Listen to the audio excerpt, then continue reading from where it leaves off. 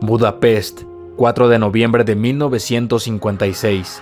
Los imponentes tanques soviéticos T-54 han entrado en las calles de la capital, con el objetivo de sofocar a la feroz resistencia húngara y de una vez por todas restablecer el orden socialista en el país.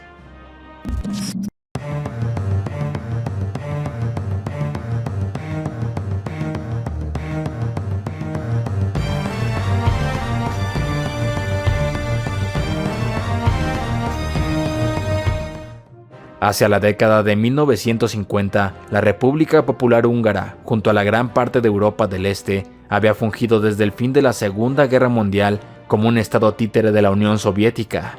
Pero en 1953, con la muerte de Joseph Stalin, se creó el momento propicio para cambiar el rumbo de la historia política de estados socialistas como Hungría.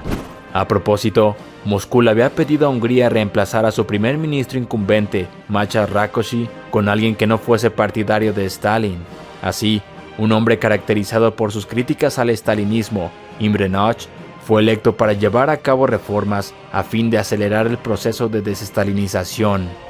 Rákosi había gobernado con mano dura, siendo responsable del aprisionamiento de más de 100.000 personas, además de la ejecución de otras cientos.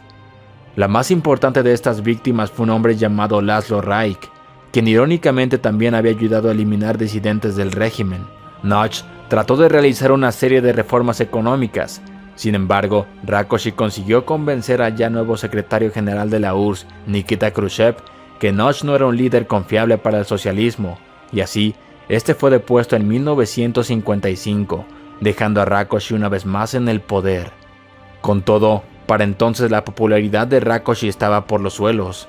Cabe destacar que Rákosi también era un vehemente oponente de Yugoslavia y su líder Josip Broz Tito.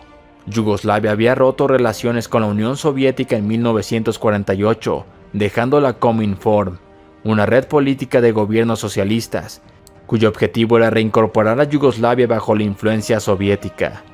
Pero tener un hombre en el poder que había llegado al extremo de mandar fusilar gente por ser partidarios de Tito no era viable.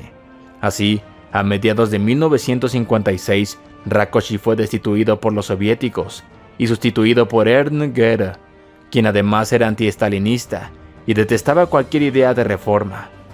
Para Goering, las relaciones con Yugoslavia eran de mínima importancia, y esto suscitó que grupos de estudiantes a lo largo de Hungría comenzaran a organizarse para pedir un cambio. El 23 de octubre, una protesta masiva estalló en Budapest, cuyos organizadores plantearon numerosas exigencias al gobierno de Goering, entre ellas reformas democráticas y económicas, así como el restablecimiento del primer ministro Imre Nagy, y especialmente forzar la retirada de las tropas soviéticas estacionadas en el país desde el fin de la Segunda Guerra Mundial. Goering condenó la manifestación, pero temeroso de que su gobierno fuera percibido como débil, permitió que continuara. No obstante, las voces de los disidentes exponiendo las atrocidades y el desatino de las administraciones socialistas llegó a un punto tal que Goering tenía que callarlas, y ante la negativa de dispersarse, ordenó a las tropas soviéticas disparar contra la multitud. A pesar de esto, para evitar una escalada violenta, el Partido Comunista Húngaro optó por restablecer a Imre Nagy en el poder, para así mostrar que escuchaban las demandas de la población.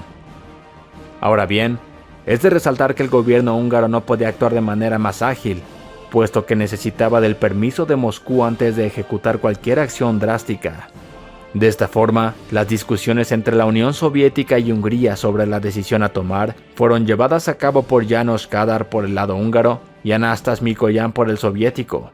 Al principio, Kádár instó a la moderación, pues expresaba que no todos los disidentes deseaban deponer al gobierno socialista.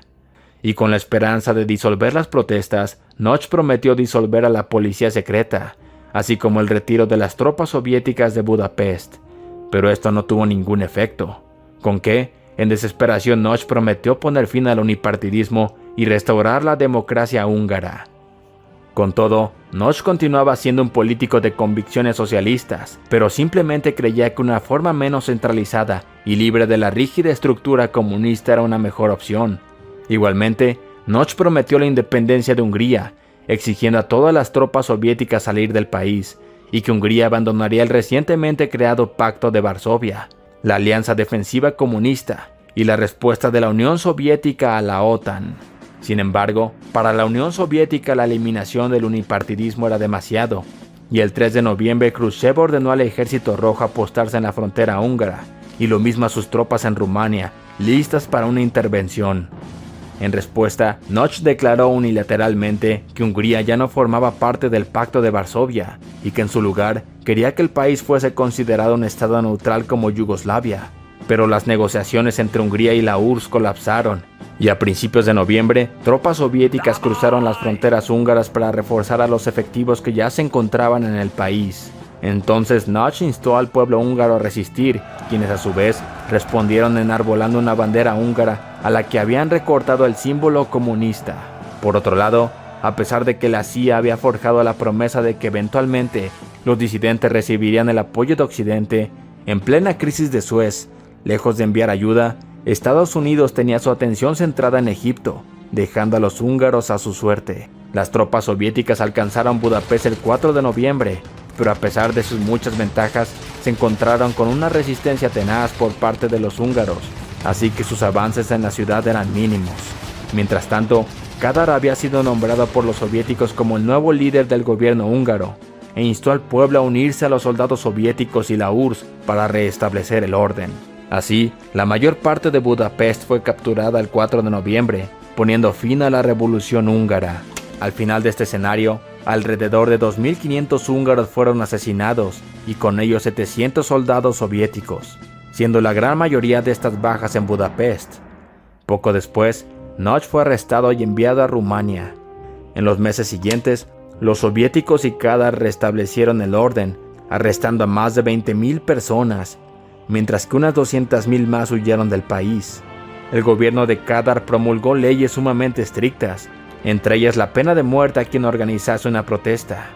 No obstante, en los años subsiguientes no existió ninguna represión particularmente brutal.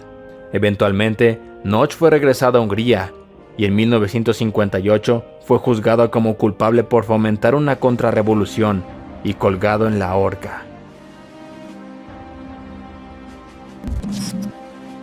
Si valoras mi trabajo, no dudes en suscribirte y compartir el canal con todos tus contactos. Me ayudarás mucho a hacer crecer esta fructífera comunidad. Hasta la próxima.